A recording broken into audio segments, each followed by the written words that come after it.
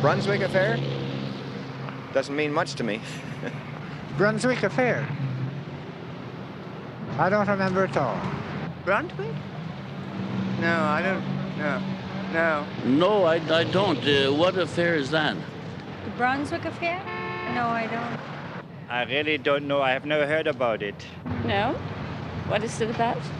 This is not the only scandal that goes on in this country.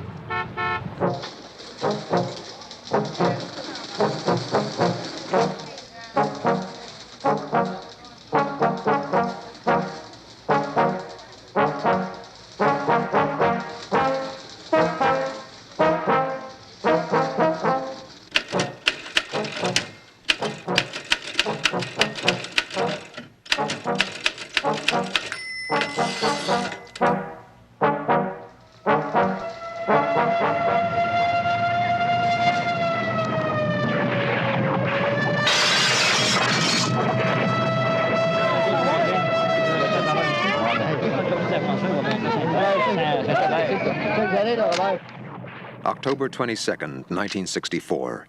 Mrs. Bernice Hemingway begins a family wash that will end in tragedy. She puts 18 jumbo-sized boxes of Zuck laundry detergent into her washer at one time. Can she still recall that day? Sure I do, of course. But it's difficult for me to talk about it. It was too traumatic. I just don't want to talk about it.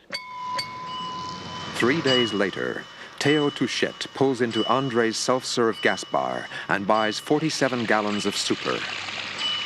His tank only holds 12. Hey! But for the quick thinking of garage owner André Martin, the consequences of Mr. Touchette's actions would have been disastrous. Yes, I remember that day, but I would like to forget about it. Like Bernice Hemingway and Théo Touchette, every one of these people displayed the same kind of erratic behavior. Most refuse to talk about it. All are fated to bear the emotional scars for life. At the time, these people had another thing in common. They had all watched the same brand of television set, the Bronswik. This set had all the characteristics of an ordinary television, but a tiny electronic component, ingeniously concealed, gave this unassuming device inconceivable powers. 1734 Edison Street East, Apartment 6. Our story begins here.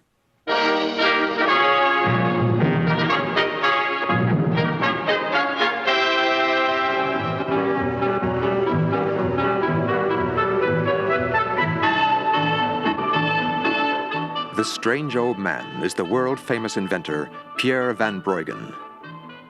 After long years of arduous labor and exhausting research, Van Bruggen has finally succeeded in perfecting an invention that had been his lifelong dream: television.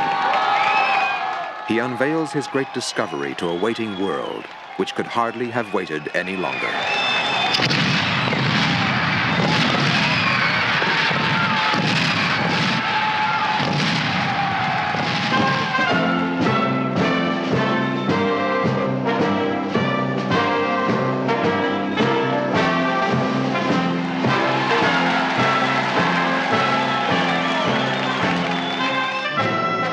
Television took the world by storm.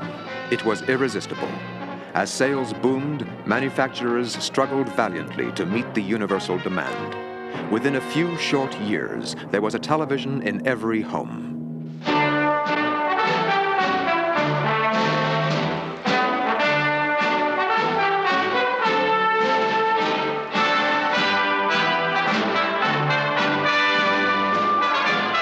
(1964). Less than 15 years later, the statistics tell the whole story. 1.82 sets per person.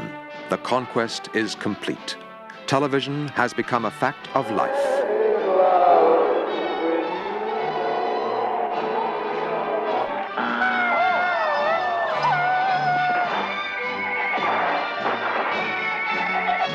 Very much. But not tonight. No, not tonight. Television is the success story of the 20th century. Its future seems assured, at least until the 12th of July, 1964.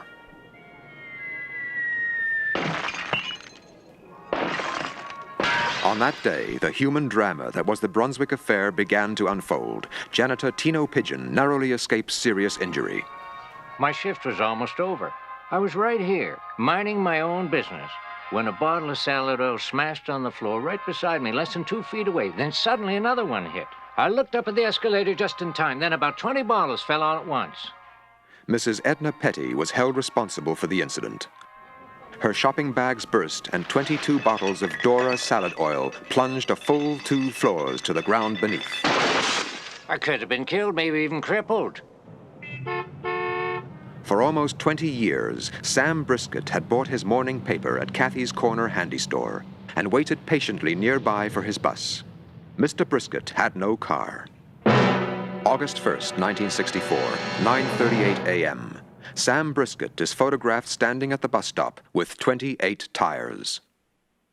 Yes, I remember very well. I don't know why you need it. We have no car. We never had a car.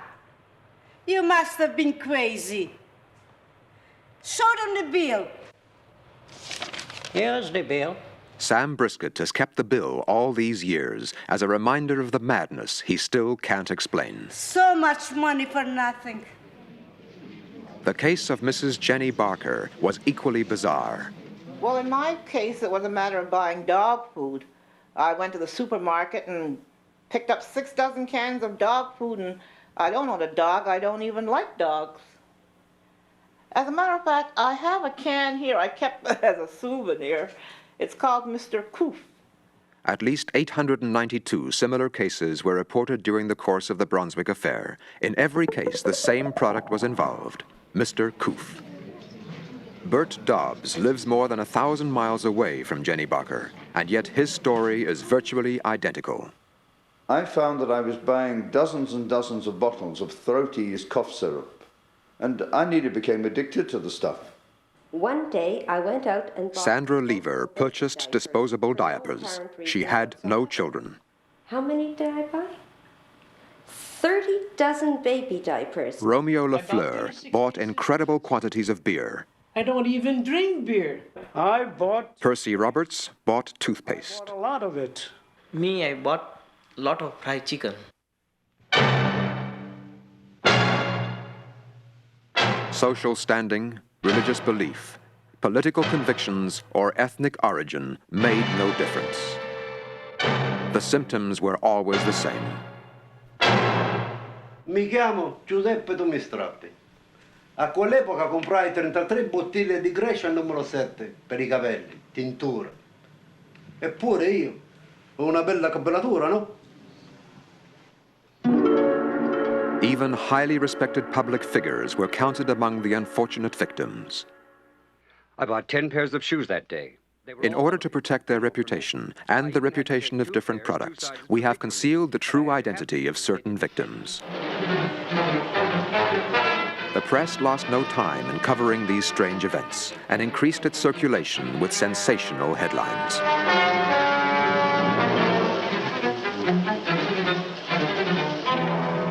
September 4th, 1964. The National Institute of Accessological Studies starts examining the mysterious epidemic's first group of victims. The subjects were required to give their case histories. They were then subjected to a routine accessologic examination. Dr. Louis-Philippe Cartier, head of the Institute, supervised these tests. When my colleagues and I agreed to administer the laboratory tests, I had absolutely no idea as to the underlying cause of the subject's abnormal behavior. In all, the testing lasted a little more than 9 weeks. The most advanced instruments available to modern science were put at our disposal, including a model FT62 accessometer. The results were irrefutable. The victims had all experienced a massive sensorial excitation. This was caused by exposure to electromagnetic waves carrying a positive manipulodic charge. Such waves could only have been emitted by a television set especially equipped with a highly sophisticated electronic device. But of course, which television and the exact nature of such a device were unknown to us at the time. To find out more about that television, detailed questionnaires were distributed to the test subjects. Their responses were analyzed carefully. The special set was the Bronswik, to all appearances just another television. It was manufactured and distributed by Bronswik Enterprises. November 16th, 1964, investigation of the Bronswik begins. Professors Jarvis, Brownstein, and Munofsky are the first to examine the set.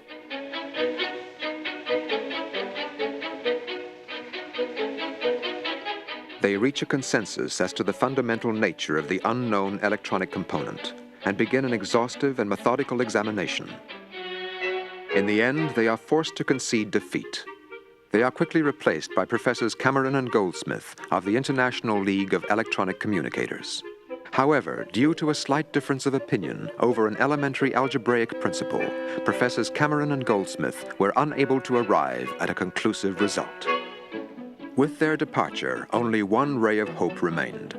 Edwin C. Kwong, the world's greatest expert in the field of electronics, a two-time winner of the Nobel Prize. November 27th, 1964. Dr. Kwong begins his own analysis of the Bronswik. Where his colleagues had failed, he succeeds. To his considerable satisfaction, Dr. Kwong discovers this miniature marvel, one of the greatest achievements in the field of cybernetics. It is a masterpiece of electronic design.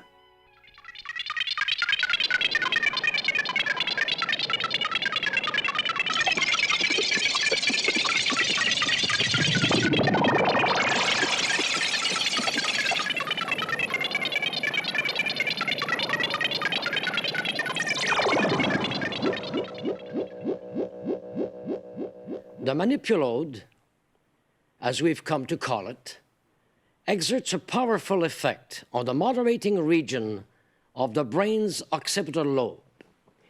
It acts directly on this sector right here. Now let's see what happens when a normal human being watches a television set equipped with a manipulode. Here we can follow the path of electromagnetic waves carrying a neutral manipulodic charge. Each second, the viewer is exposed to several hundred of these waves. The individual's consumer's control center tends to exaggerate his needs. But because the manipulodic charge is neutral, the brain's moderating region is able to suppress up to 90% of his desires. Now see what happens when the manipulode emits waves carrying a positive charge. One positive manipulodic wave is emitted each second. This wave is made up of millions of microscopic particles called Kwong particles. The instant they come into contact with his occipital lobe, they will cause a normal individual to display bizarre and irrational behavior. That particular day, I had an urge to buy watches, although I already had a watch. I went out and I bought 15 watches. I don't know why I did it. The reason is simple. The Kwong particles completely paralyze the entire moderating region of the occipital lobe and allow the consumer's control center to become master of the brain. Its inflated desires become absolute commands. The particles' effects last a minimum of 27 hours. In no time at all, reports of this peculiar chain of events had reached every corner of the civilized world. The public knew all about the Bronswik now, about the unique manipulode. What people still didn't know was who was responsible for instigating what had become known as the Bronswik Affair. December 3rd, 1964, the powerful multinational Iconaki Corporation is implicated publicly for the first time. Iconaki was my first employer. The anonymous testimony of a former Iconaki employee breaks the official inquiry wide open. I changed my job to ICU Promotions, where I had to screen these films for them. But I just showed the films. I didn't screen them. I didn't watch them at all. ICU, the system. The 13th floor of the Iconaki building. The offices of ICU Promotions, an affiliated enterprise. A discreet search of the premises allows the authorities to gain possession of some highly compromising documents. Among others, the name of W.H. Bratberg figures prominently. He is president and director general of Bratberg Fabrics. In 1964, Bratberg Fabrics shows a staggering profit of 953%, its best year ever. The company is frequently referred to in the files found at ICU Promotions. Paul F. Vickers, Samuel Johnson, and Anthony Mayers are the principal shareholders in Multi-Products International, makers of such products as Mr. Koof, Zook, and Dora. Like W.H. Bratberg, these men are suspected of having engaged the services of ICU Promotions to boost their sales. All seem to have followed the corridor leading to this agency. December 24th, 1964, Christmas Eve. Violent demonstrations break out in several shopping centers. There are many arrests. Hundreds are injured. The quantum particles emitted by the manipulode affected everyone who watched a Bronswik set in the same way, although the problem was less severe for people enjoying financial security.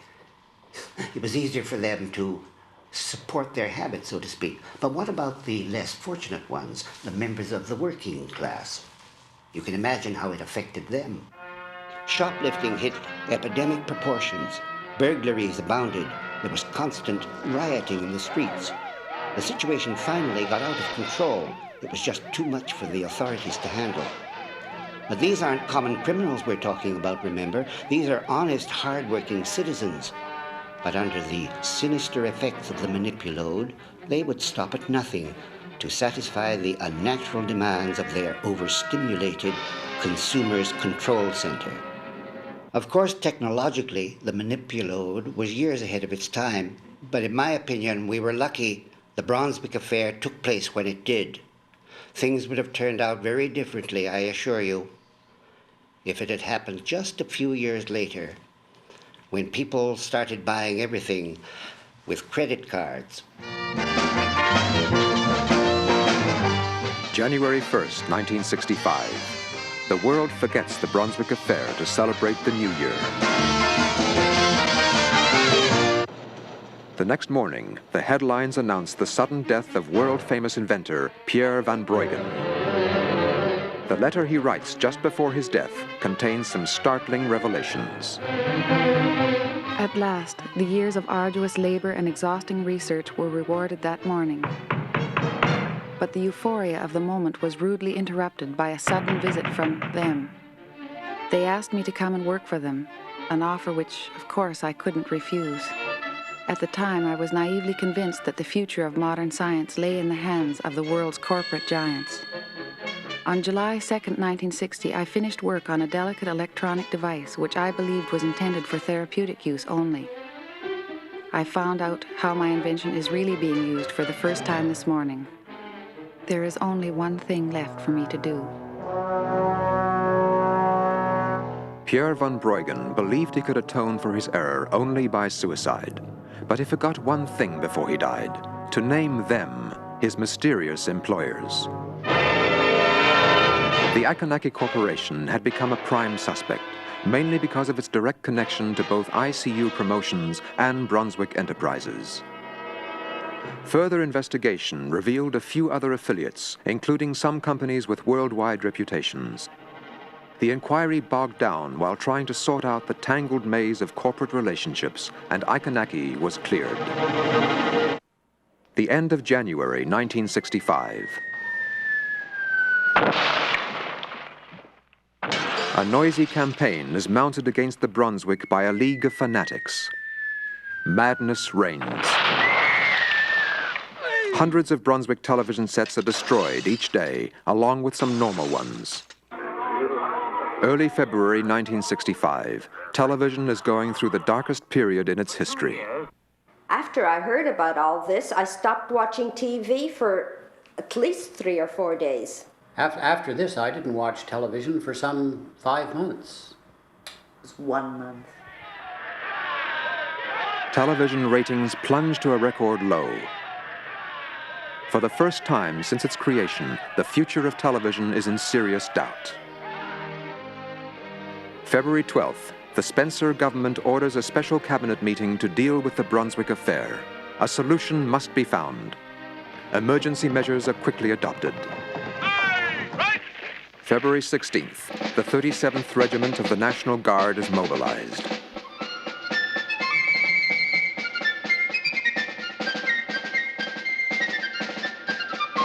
The troops are given special training in searching out and destroying the manipulode. The Bronswik must be eliminated at all costs. At the same time, the government subsidizes ECK Industries, commissioning them to produce and distribute Professor Burkle's latest invention, View Specs, anti-manipulotic glasses. Only the most advanced marketing techniques are used to sell them.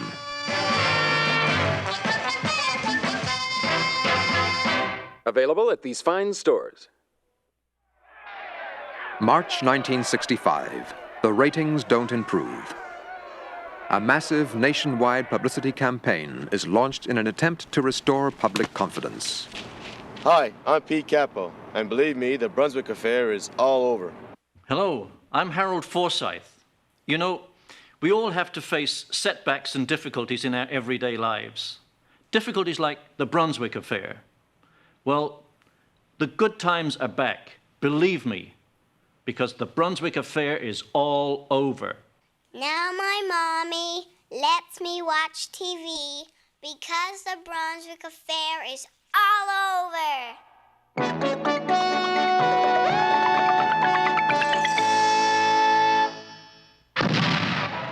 April 1st, 1965. The file on the Bronswik Affair is officially closed. Ladies and gentlemen, television lovers everywhere, this day will go down in history. It marks the end of the insidious Bronswik Affair and all it represents. The gross abuse of the public airwaves, the illegal excitation of our basic instincts, inciting us to overconsume shamelessly. Indeed, the act of tampering electronically with our very souls. Not to mention the irreparable damage done to the young and impressionable minds of our children.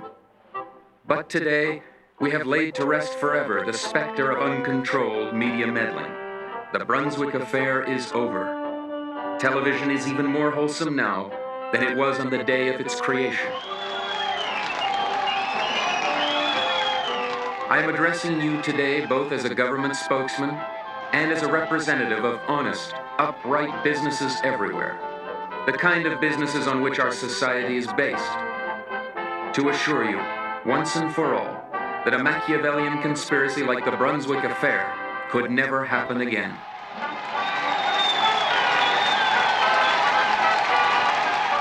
I give you my solemn pledge that television, one of the marvels of modern science, is safe for our children once more.